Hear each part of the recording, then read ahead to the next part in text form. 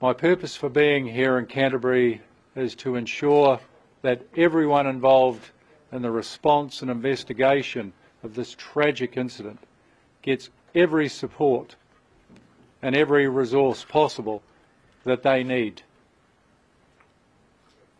Our priorities in this matter, obviously, are public safety, not just here in Canterbury, but nationally.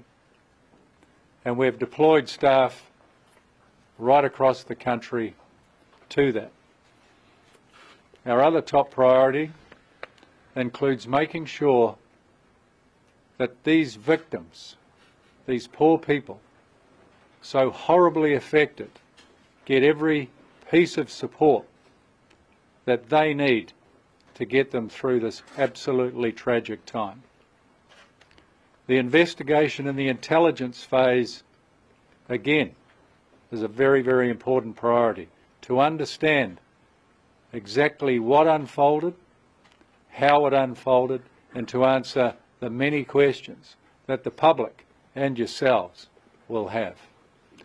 Another one of our joint priorities is to ensure that all of the people, all of our staff, all of the responders involved in this get every piece of support possible. I want to acknowledge all of the leaders in the room from all of the agencies.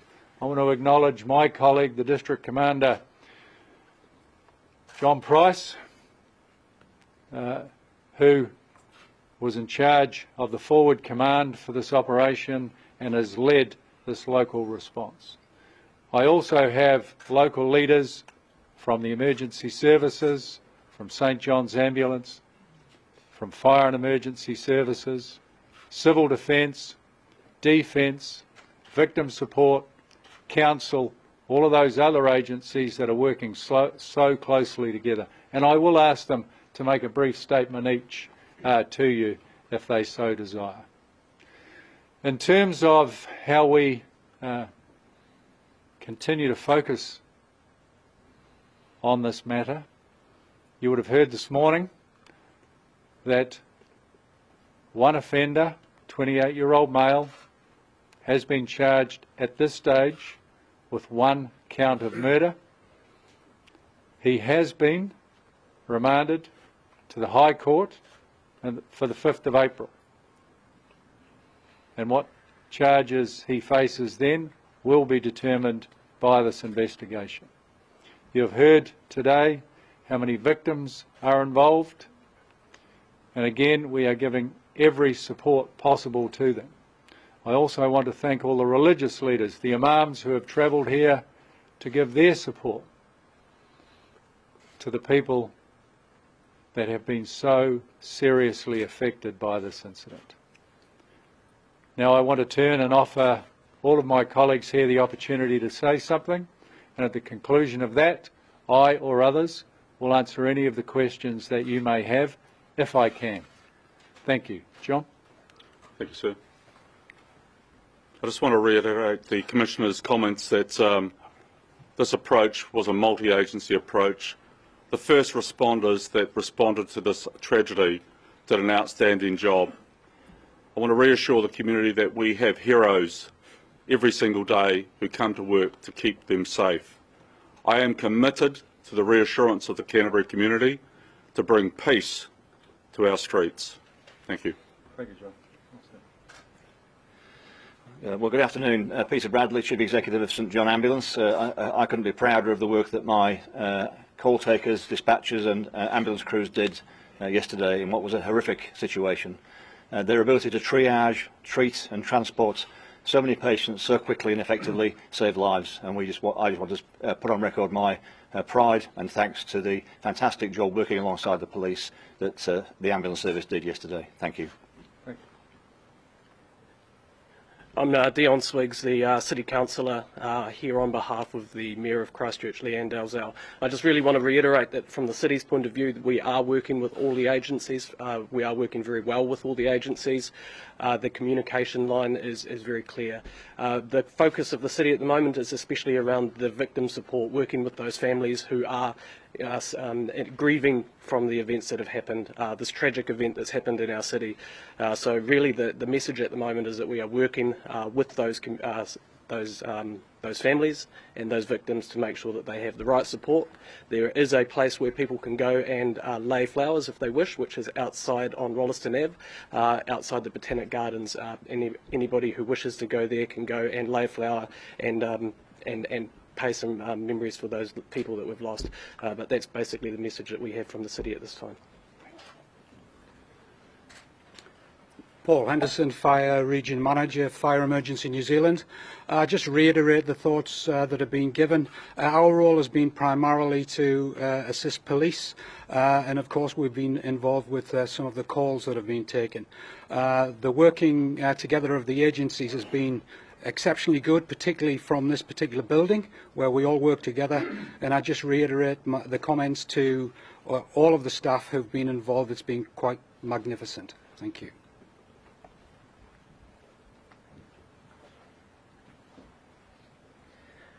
Good afternoon. My name is James Russell, liaison officer from New Zealand Army to Police Headquarters. Our defence role here is to support the New Zealand Police in whatever capacity we can offer. Currently that's a large number of logistical roles that we can do, but our main role is to support the New Zealand Police in whatever they require from us. Thank you. Good afternoon. My name is Neville Riley, Canterbury Civil Defence Emergency Management.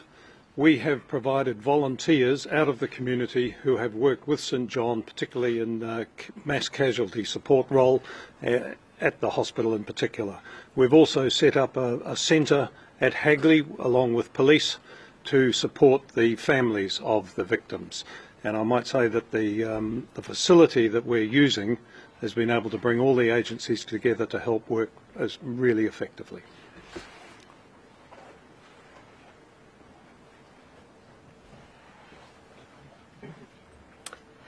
Good afternoon. My name is Deborah Stokes and I'm from Victim Support New Zealand. Since the news of this incident first started filtering through, we as an organisation have been working hard in the background to put robust support plans in place for the victims of this awful event, and we have had offers of time, money, 24/7 support from our support workers from all over the country and from our volunteers from all over the country. So starting tomorrow will probably be when we will start implementing those plans, and that support process will last as long as it needs to. Thank you. Thank you. Before I turn to your questions, I want to conclude by again acknowledging the absolute bravery not just of police staff, and you would have seen the online videos, but also members of the public who put themselves in harm's way. Our staff come to work every day to keep people safe, and that does mean putting themselves between danger, and they did. And the information I have from John and the investigation team is their intervention may very likely have saved further lives. So I want to acknowledge them at this point, and they will be acknowledged further. Thank you. The person in custody very much had the capacity to engage police in a firefight. Can you give any description of that moment when the person was arrested, whether there was any suggestion that might happen, or was the person very willing to be arrested? That person was not willing to be arrested. Again, I think you've probably seen some of that live video. There was live audio coming back to my command centre in Wellington of that apprehension, and I can tell you, as I was listening to that, the person was non-compliant. We also believe that not only were there IEDs in that vehicle, so it was a very dangerous manoeuvre, there were also firearms in that vehicle. So our staff, who were well equipped, did engage with that person, and again put themselves in real danger to keep the community safe from further harm. Just a Commissioner, there are clearly highly armed police with bushmasters and on the streets of Auckland as well. Can you reassure the public of New Zealand that there is no imminent threat? I have no intelligence about current imminent threats, but I would never assume anything in this situation. That's why it's so important that we resource the intelligence and investigations phase of this to make sure that we understand everything and understand it urgently. Do you have leads that you're progressing? We have a number of leads, but to go to your very point, which is an important one, to assure the public we're not searching for anyone that we think is an immediate threat, but that doesn't mean they don't exist. So we will be highly vigilant, highly present, highly visible to ensure that if there is anyone out there wanting to commit harm, that we can intervene. And I reach out to the public again to say, if you see something, say something. Get in touch with us. Commissioner, has anyone else been charged in relation to yesterday's incidents? Look, we're, in terms of people who have been charged, we have, as you know, we apprehended 4 people on the day. One was released quite early, a member of the public who just wanted to get their kids home but decided to take a firearm. There was another couple arrested at a cordon, and we're currently working through whether or not that person or those persons had any involvement in this incident. So when we know, we'll be able to give you, but I don't want to say anything until we are sure. Would you be able to clarify the vetting process that police went through so that this man could get a New Zealand firearm licence? Was his house visited? Was he interviewed? Did he have records? Yeah, we're absolutely working through the details, so I won't give you a guaranteed accurate answer to that because we're still working through the detail, but the process is we will check for criminal history, we will check with referees, and we most likely would do a home visit. Commissioner, there's been some criticism about how quickly police responded to the incident. Would you be able to give a detailed account of when police arrived? Yes, from the commencement, and John will be able to help me out on this, they responded immediately. So to the initial scene, John, how many minutes? I think this incident was called at 13:42. 36 minutes from the time we received the call to we had the offender in custody. So you're satisfied with the response time? That is an incredibly fast response time. You had a mobile offender across a large metropolitan city. I am very happy with the response of our staff. But we were also on scene at the mosques way earlier than that. That was the time from the initial incident until we had the offender in custody. Can you tell us where the offender was held overnight before being brought to court this morning? He was held very close to here, I understand, John? That is correct, sir. He was held in custody here, police custody, and we transported him to the courts across there for his hearing.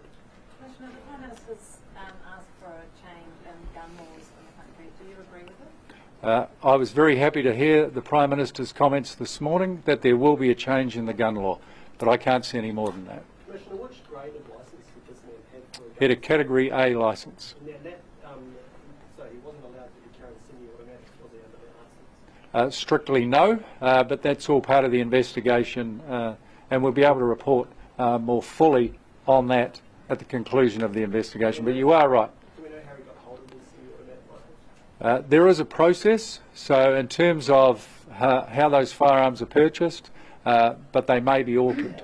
But you can't purchase those... Not as they are. Okay, can you expand on that? Not as they are. So a Category A firearm holder can purchase the firearms without the magazines or the things that will enable them to be in the state that they were. Does that need to change? Look, these are things that will be considered very, very shortly, and I can only go back to the Prime Minister's statement this morning that the law will change. Do you have a better idea at this stage of the times of the Dean's ad and the Linwood ad at this stage?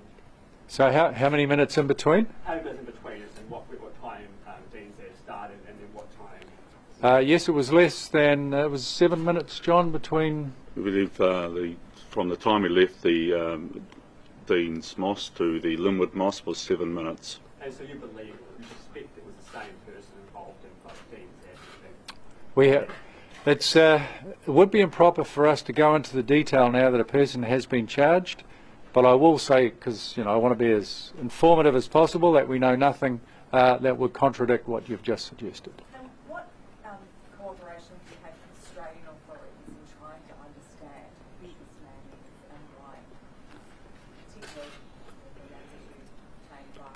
We've always had a very close relationship with Australian law enforcement and also Australia intelligence agencies. When this occurred, we stood up what we call a joint intelligence group involving all of our agencies. The Australians have stood up one of their intelligence commands to work closely with us. We are working through a host of issues with them. I've been in communication with both the Australian Federal Police Commissioner and the New South Wales Police Commissioner last night and this morning. Our people are working very closely, as is the intelligence agencies. Was he on the radar anywhere in terms of Australia or New Zealand? At this stage, and I have to be very careful about that, this person was not known to any of us, hadn't been reported to any of us, has no previous convictions that we can understand, was not a person of interest to either jurisdiction. Commissioner, would you be able to provide any further detail as to police activity on Summerfield Ave in Dunedin? Yes, absolutely. So in terms of the person that has been arrested, he has a residence in Dunedin, and we're currently searching that pursuant to the search and surveillance legislation. We had to make it safe first. Do you have any idea at this stage of some of the age range of the victims? Yes, we do, but for the purposes of accuracy, I'm just getting that data confirmed for me, and we'd like to get it out to you sometime today. Are there some children? We have reports that some are children are able to Yes, there is at least one child, possibly two. Questions, please. Can you elaborate on investigations in the mosques?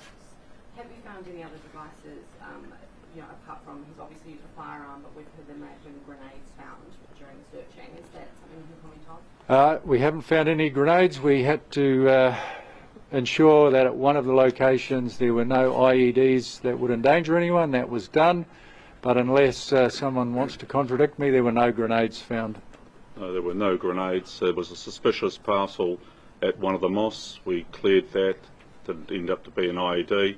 The vehicle that the offender was in, there was a device in there that caused us concerns, and we used the New Zealand Defence Forces to render that safe. Commissioner, there was another charge on somebody today, intent to excite hostility or ill will against any group. I'm not going to read the whole thing, you'd be aware of what I'm talking about.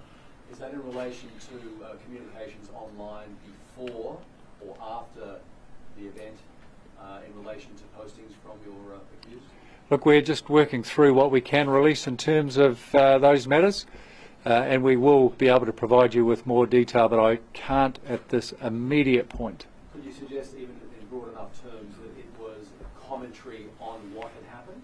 Let's say this is a very wide-reaching investigation. We are speaking to a considerable number of people. Social media and other electronic forms form part of our investigation. That's all I'd like to say. Thank you very much for your attention. Many of those posters online who engage with you. Thank you all. Thank you very much.